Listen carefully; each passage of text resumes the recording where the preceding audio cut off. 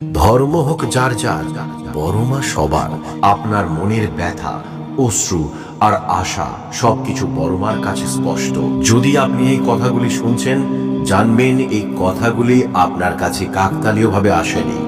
বড়মাই চেয়েছেন আপনি তার কথা শুনুন, কারণ তিনি আপনার জন্যই অপেক্ষা করছেন। তার স্মরণ নিলে আপনার জীবনের সমস্ত অশান্তি মুছে যাবে।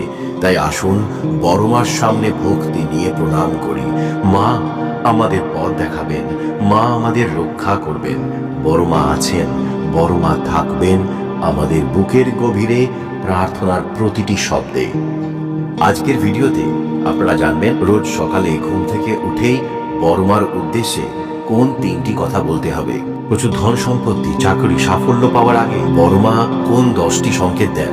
মন্দিরে গিয়ে পুজো দিতে না পারলে বাড়ি থেকেই বড়মাকে কিভাবে পুজো নিবেদন করবে।